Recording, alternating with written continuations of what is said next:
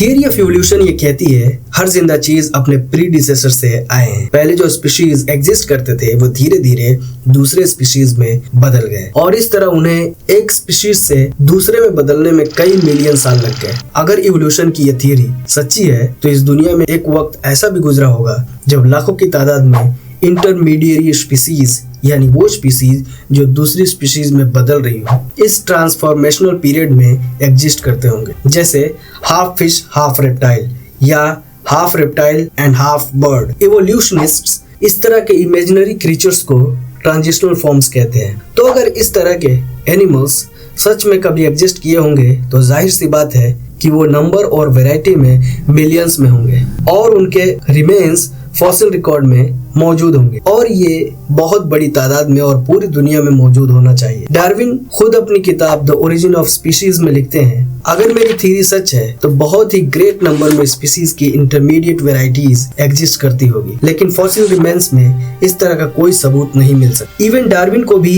ये बात पता थी कि स्पीशीज के ट्रांजिशनल फॉर्म्स का कहीं कोई सबूत नहीं मिलता, लेकिन उन्हें ये उम्मीद थी कि फ्यूचर में कहीं कुछ मिल जाए। उनकी इस उम्मीद के बावजूद भी उन्हें इस बात का अंदाजा था कि ये स्पीशीज के इस ट्रांजिशनल फॉर्म्स की गैर मौजूदगी उनकी इस थियरी में सबसे बड़ी रुकावट की वजह है। इसी वजह से डार्विन ने अपनी किताब द ओरिजिन ऑफ स्पीशीज में एक चैप्टर ऐड किया, डिफिकल्टीज ऑफ द थियरी, जिसमें उन्होंने लिखा अगर स्पीशीज सच में धीरे धीरे एक फॉर्म से दूसरे फॉर्म में बदलते गए तो हमें उनके इन बिटवीन फॉर्म का सबूत कहीं क्यों नहीं मिलता। अगर पास्ट में ट्रांजिशनल फॉर्म्स एग्जिस्ट करते थे तो उनका फॉसिल अर्थ के लेयर में मौजूद क्यों नहीं है। इन सब सवालों ने मुझे बहुत परेशान किया। फिर डार्विन ने अपने इन सवालों को काउंटर करने के लिए एक आर्गुमेंट दिया कि जो फॉसिल रिकॉर्ड्स अब तक अनकवर हुए हैं वो काफी नहीं है, और साथ ही साथ ये भी कहा कि जब फॉसिल रिकॉर्ड्स को डिटेल में स्टडी किया जाएगा तो इन सारे सवालों के जवाब मिल जाएंगे। डार्विन की इस प्रोफेसी को मानते हुए evolutionists since the middle of the 19th century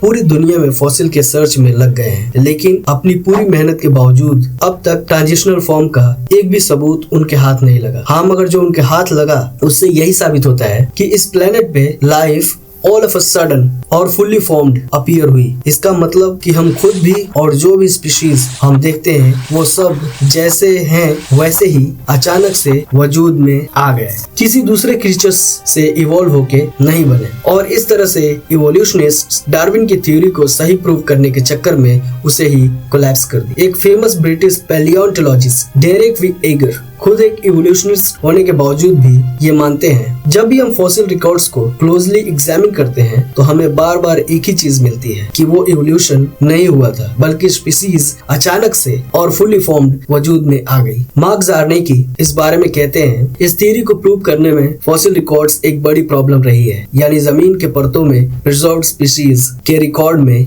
कभी भी डार्विन की hypothetical intermediate form of species का कोई सबूत नहीं मिलता। इसके बजाय ये पता चलता है कि स्पीशीज अचानक से अपीयर और डिसअपीयर हुई। इस बात से क्रिएशनिस्ट आर्गुमेंट को मजबूती मिली जो कहती है कि हर स्पीशीज खुदा की बनाई हुई है। Terrestrial strata and fossil records से साबित होता है जितने भी लिविंग ऑर्गेनिज्म हैं वो एक ही साथ एग्जिस्ट करते थे। इस अर्थ का सबसे पुराना स्ट्रेटम जिसमें लिविंग क्रीचर्स के फॉसिल्स मिले हैं जिसे कैम्ब्रियन कहते हैं, जो तकरीबन 500 से 550 मिलियन साल पुराना है। जब साइंटिस्ट्स कैम्ब्रियन पीरियड के फॉसिल रिकॉर्ड्स की स्टडी कर रहे थे तब उन्हें कुछ बहुत ही सरप्राइजिंग और खास मिला, जिसमें उन्हें मिला कि बहुत से different and complex life forms अचानक से वजूद में आई क्योंकि उनके एंसेस्टर्स का कोई वजूद उस फॉसिल में मौजूद नहीं था। ये साइंटिफिक एविडेंस इवोल्यूशन थियरी से बिल्कुल ही अलग है क्योंकि इवोल्यूशन कहती है लाइफ की शुरुआत धीरे धीरे हुई, step by step, simple life form से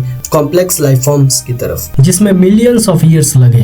तो होना तो ये चाहिए था कि साइंटिस्ट को कैम्ब्रियन लेयर में सिंपल क्रीचर्स के फॉसिल्स मिले होते जो स्लोली कॉम्प्लेक्स होते गए, लेकिन उन्हें ऐसा कुछ नहीं मिला बल्कि उन्हें fully formed and complex creatures मिले जैसे trilobites, jellyfish, snails, earthworms, sponges, hedgehogs and many other invertebrates. उस स्ट्रेटा में जो लाइफ फॉर्म्स मिले उनमें से ज्यादातर के पास कॉम्प्लेक्स सिस्टम्स जैसे eyes, gills, circulatory systems and advance physiological structure मौजूद थे जो बिल्कुल आज के इनके काउंटर पार्ट्स में होते हैं। इन सारे एविडेंसेस से ये बात साबित हो जाती है कि कभी कोई इवोल्यूशन हुआ ही नहीं था, बल्कि अल्लाह ने सारे लाइफ फॉर्म्स को उनके कॉम्प्लेक्स सिस्टम्स के साथ जब चाहा अचानक से पैदा कर दिया, जैसा अल्लाह खुद क्लेम करता है। अल्लाह ने हर जानदार को पानी से पैदा किया। उनमें से कुछ तो अपने पेट के बल चलते हैं, कुछ 2 पैरों पे चलते हैं, कुछ 4 पैरों पे। अल्लाह जो चाहता है पैदा करता है। बेशक अल्लाह हर चीज पर कादिर है।